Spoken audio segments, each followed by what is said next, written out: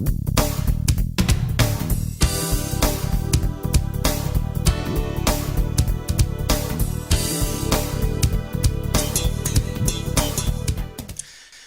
I'm Julio Guzman with Shorebird Properties, here with another real estate video to inform you on why invest and why in real estate.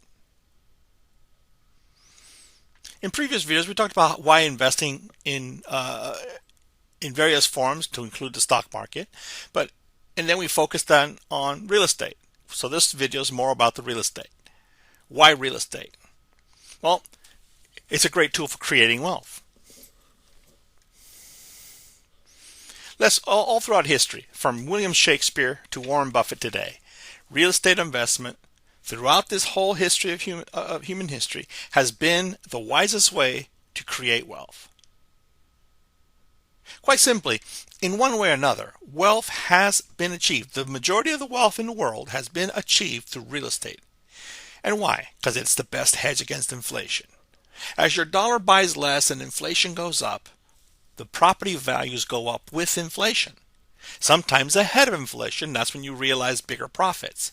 But as a best recourse, it's a hedge against inflation because it will hold its value. And if you have the right combination of real estate, it can provide you a constant positive cash flow. Now, how does that work? Well, a dollar value is what its buying power is today, versus inflation value, which is the value it will have after inflation. How much can that same dollar buy? If it's inflated, then the dollar buys less. So the hedge against inflation is that the property values go up. They increase. How many of us have had our property taxes on our house lowered? Not too many times that I know of. That's the hedge against inflation. The tax revenue by law can only be at a certain millage rate. So therefore, for the cities and counties to get more revenue, they must have a higher value of your home. So thus, your home increases in value. It increases in value so they can tax you more. Economies of scale keeps the value commensurate with incomes, generally speaking. Or what I like to say is just like, what is the buying power? A good indicator of economic value is taking 2.5 times the median income, and that is the buying power of the median price home. Median income to median price home. Someone in the median income is not going to buy a home in the higher income bracket because that's not affordable. It's not feasible. But what does that mean? Well, let's take an example. Hillsborough County here today in this quarter, as of the last census, the median income is $62,900. You take that. At the same time, if it's $62,900 median income, 2.5 times would come out to about $157,250. Well, what does that tell you? It means the prices are kind of high because the median income price in Hillsborough County today is about $232. So incomes don't quite meet the value of the home. They can get a loan for $157 or $160, but that means they need to come up with $40,000 down payment. So that means that it affects your buying power. So that's where that comes into play, the economies of scale. And as the prices exceed the incomes, then it kind of like stymies off. That's an expansion, peak, then a recession. And those are the cycles, the economies of scale. So what we do when we're investing is we have to stay ahead of that. And usually what that protects us there is that we don't put all our eggs in one basket. We don't pay 100% cash. We take leveraging the investment. It increases our returns, even with the values, what they are and what they could be. If you have less down on it, less cash investment, and you leverage the rest and the property pays for itself, all expenses included in the leveraged amount, then you have a higher return with a lower investment.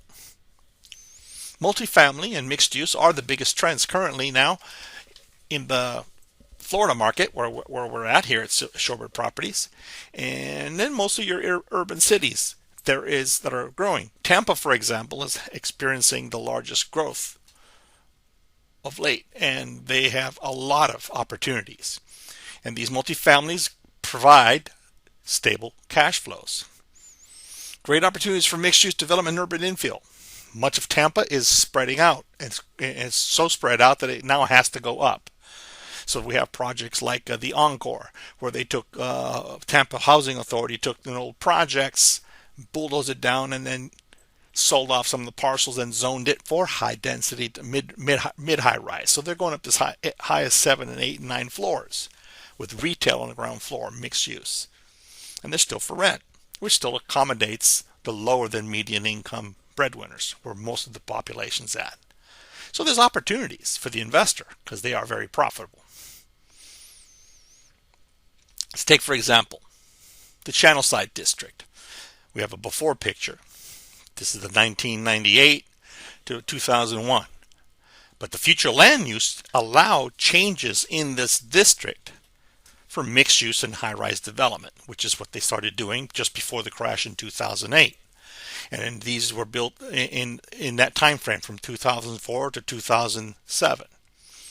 And some of them still being continued to be built today. The skyline here is what you see on Channelside today. That means that they have not stopped building. More investment, more high-rise, more mixed use.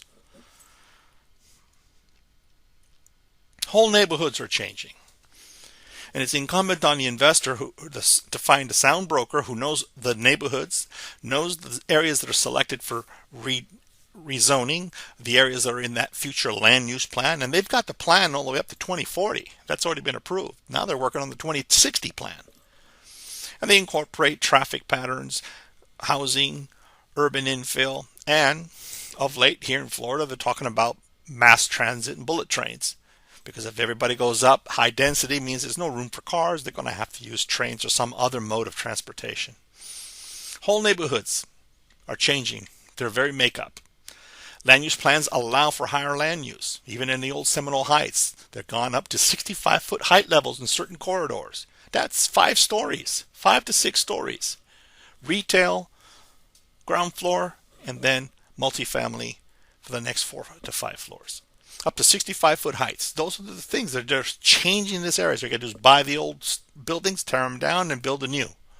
And again, multi-family mixed use is in the highest demand because most folks cannot buy. And also, too, the generational demand. Millennials are our biggest workforce now. They're the 20 to 30 somethings that are making that 60 to 70,000 a year, but they don't want to buy a house and live in the suburbs and commute. They want to live downtown, pay rent, party, live, and work in the same place. So opportunities are now are better than later because later prices will get up.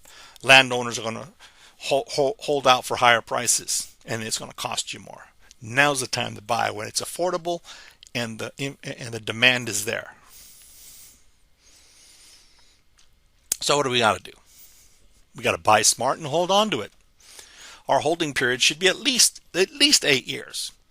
You reevaluate after 5 to see if you can reposition. Some properties, I've had clients of mine, we've repositioned and took out leverage and took out some equity and then use it to invest in another property. So buy smart and hold. Leverage for a greater return on your investment. And then it can be in any multitude. There's a myriad of varieties of real estate tools to use. You can use low-rise, single-family, multifamily, townhomes, 3 stories, 4 stories, 10 stories. The possibilities are endless. And if you really want to get into it, there are great opportunities in empowerment zones for what we call low-income housing tax credit properties, LIC properties.